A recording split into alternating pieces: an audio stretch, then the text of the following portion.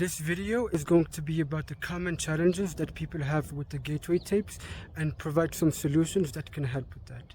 So first of all, happy to talk to you again, and I know that in some previous videos I've already shared some tips. However, I still see some of the same challenges, so I just wanted to provide a fresh update on how we can do some of these things. So the first thing that I would like to speak about is that, okay, I have trouble falling asleep during the tapes. That's a very common question that I see, or a common challenge that I see out there. So if you are having trouble staying awake during the whole tape, I'll try to provide some ideas that could help with that. So first of all, if you are doing the tape lying down, try doing it standing up. So not standing up, sorry, I mean like sitting down. So really the position at the end of the day, not one is not better than the other. If someone tells you you should do the tapes lying down, no, you should just do find a way that works for you. So if you're still falling asleep when you're sitting down with the tape, try like holding a coin or something in your hand or between your fingers. Okay, so if that object falls, you would kind of get awake. You would realize you almost fell asleep. Another thing that you can try is this is what I do, okay? Every few minutes I have like this automatic reminder, like just a checkup in my mind, just to make sure that I'm still awake. This is what I still do. Every few minutes I just check that I'm still awake. The last thing I would like to mention, another tip, is that you should try to do the tape when you're already like, you had a good night's sleep or you're not tired. So you should do the tape probably when you already have good energy. I do the tapes after I wake up. I do some things and then I do the tape. I also do the tape sometimes when I can, midday, around 2 p.m. to 3 p.m. Again, the time doesn't matter. Find what works for you. Just try not to do the tape if you're already sleepy, because that tape will like knock you right out. I know that this next challenge is very common, and if I can provide some solutions, it can make a big difference for your experience. So this common challenge is when people say that they're not having any visuals in their experiences. The first thing that I can tell you for this is that the key is to look into the darkness without trying to make anything appear. Okay? Look into the darkness. Look at it, okay? Without any expectations or without forcing anything. One way we can help activate visual processing is doing this trick, okay? So when your eyes are closed and you're in the experience, you're going to shift focus from one eye to the other. So like when your eyes are closed, like that, you're like focusing on one side and then focusing on the other. Moving around between both sides. Focusing on only the left side and then focusing on the right. Moving it around can help stimulate and activate visual processing. And again, instead of trying to see something, let images naturally appear, naturally flow to you, okay? Without trying to force or expect anything. I understand that getting the visuals is a big part of the experience, okay? And if it's still not working, what I really recommend doing is practicing during normal consciousness, practicing creative visual exercises like daydreaming, okay? Imagining things. That helps, like with that creative process helps with the visual of the experience, okay? That's another tip. So practicing creative exercises, okay, it will help a lot with getting visuals for your experience. And the last thing I can say is that not everyone is meant to get visuals, and the tapes is not really only about visuals. There's so much more to the tapes, and if you're not getting the visuals, focus on noticing shifts of energy or shifts in mood or feeling, shifts in vibration. You might have different kind of reception to the effects of Hemisync. So even if you've tried really hard, many different solutions, maybe your messages are not visual. Your messages come in a different form. Now I'm going to provide some tips on how to achieve an out-of-body experience, or an OBE, or also known as Astral Projection. And also, I don't want to be repetitive, so if you've already watched my previous videos sharing tips, and it's still not working, I'm going to provide some new tips. So guys, to get an OBE, before that, we have to feel vibrations.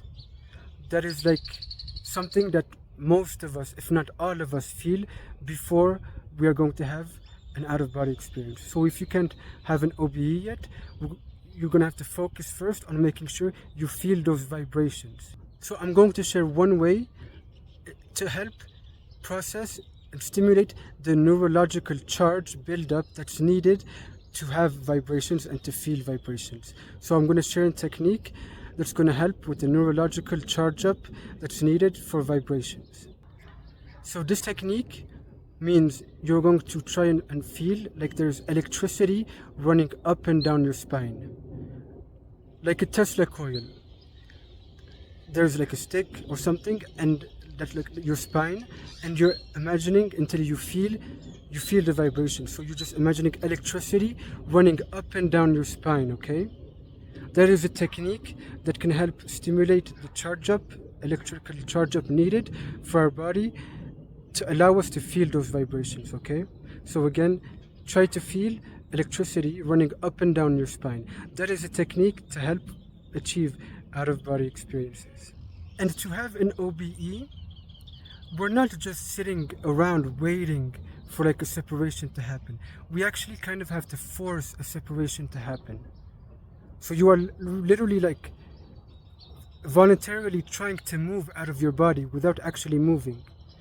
One way is to imagine someone is forcing you out of your body, pulling you out of your body, or a rope, okay? In several tapes, they're going to teach us different techniques that we can use, but instead of waiting around for a separation to happen or something to happen, you're going to have to try and force that separation, that shift. So imagining someone is pulling you out of your body works really well for me and for most people. And like imagine you're grabbing onto a rope, or imagine you're in water, turning around until your body's not actually moving you, but the part that's moving in the water, turning around, is your separation, okay? So different techniques that can help us have an OBE. The last thing that I can say with this, it's going to take a few minutes. Breathe in very deep, breathe out very deep, breathe in very deep until you're going to feel tingling after a few minutes. That is a sign that you're like ready to have an OBE. Another common issue that some people have with the tapes is that they keep getting distracted, or they can't focus enough to get into the deep states required to do some of the things we can do with the tapes. Okay, if you still feel like you're getting distracted, one solution first of all, the main thing that helps for me anytime, every time, even in normal life, is successfully doing the resonant energy balloon. If I have the rebel around, my distractions, they don't feel like distractions. But okay, if you feel like you are getting distracted with the tapes, treat the distractions as part of the process. Observe these distractions without resistance, okay? Don't look at them as distractions. It could be a message or something that you should focus on, but don't treat them as distractions. Treat them as part of the process. They are not in the way. They are part of the way, okay?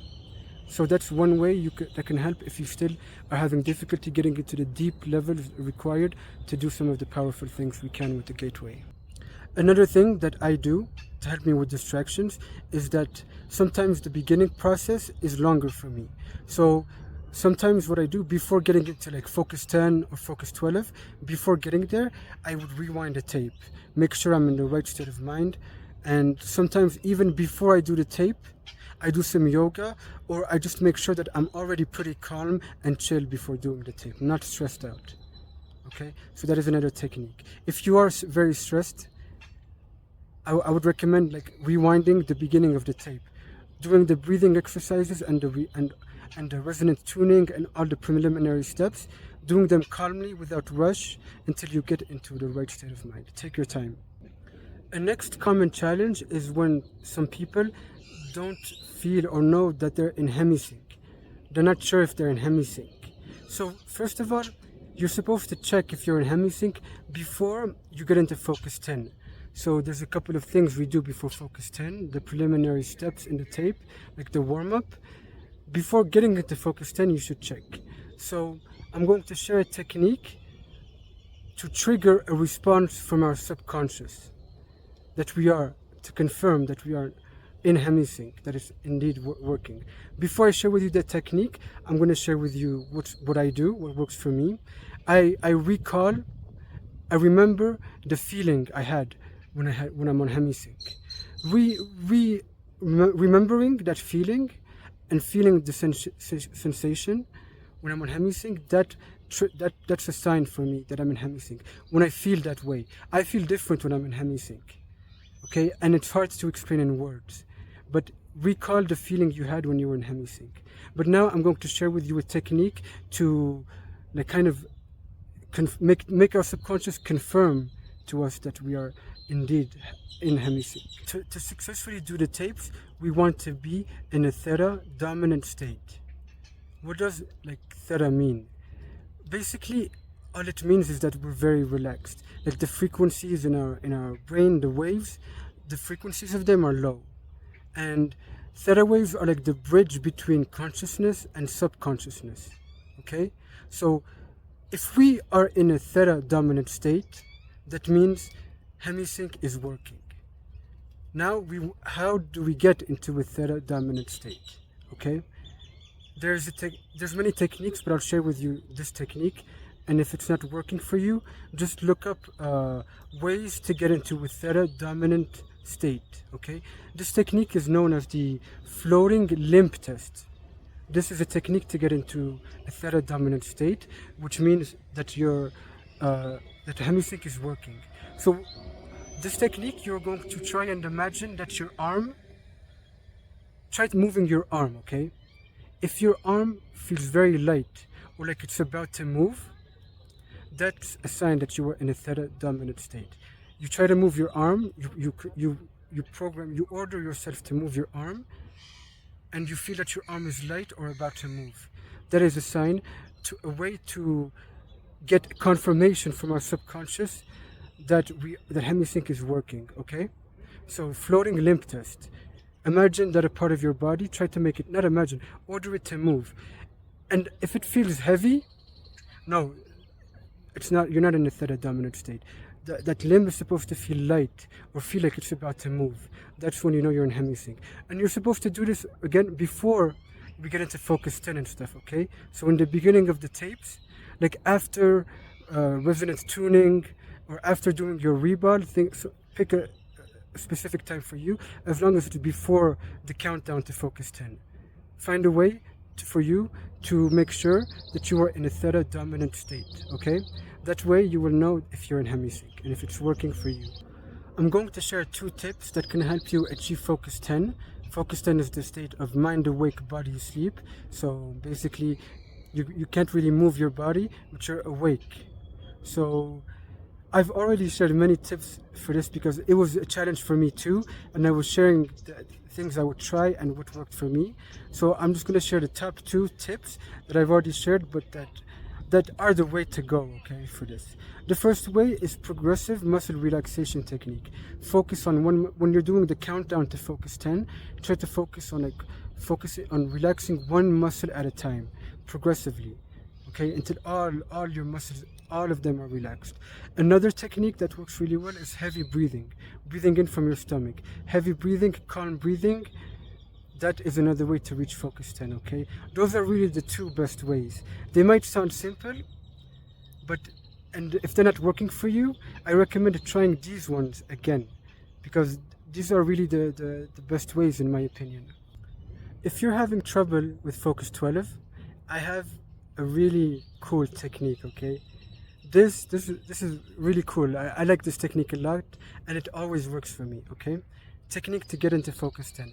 Do this, in the step after focus 10, when the guide in the tape tells you, okay, time to get into focus 12, and they do the countdown, this is when you should try this, okay? To really get into focus 12. So while you're doing it, you're going to imagine like a globe or a ball going around your head, all around your head. You're not moving, right? And there's like a ball rotating around your head. guys, like, yeah, I tell you, it works. It gives you a point of reference in an expanded universe. It really takes you places. So that's a really cool technique to use if you really want to get into focus 12 or maintain focus 12. Another tip that I can have about this, for reaching focus 12, it's really going to be visualization techniques. Visualize something that can work for you, like a horizon, or you're watching something and you see more of it. You see more of the landscape, more of the picture, more details. That's one technique. Imagine there's a big balloon and you're in it and the balloon is like expanding really big. Try to get these sensations of expanded awareness. Like for me, what works a lot is imagining I'm going up a really fast elevator or lift off in a plane. These are all techniques that can help you with focus 12. And visualization techniques are one way, are really the best way to help you get into focus 12. So guys, I really hope some of these tips were helpful, because I really want all of us to succeed. I think we're doing something really special here, and I want to see us use the most of our potential that we can and and do as many amazing things as we can. And there's going to be another video soon where I will share more advanced tips to do more advanced stuff, like share tips about remote viewing, getting into focus 15, focus 21, how to communicate with other entities, how to visit other entities. So this will be coming out soon. I'm still having these experiences now and learning. And if you have any tips that you would like to share with us, or anything that really helps you make the most out of the tapes, let us know. We are all open to learning and understanding better how to use the tapes and how to better maximize our potential. So I'll talk to you soon, and good luck.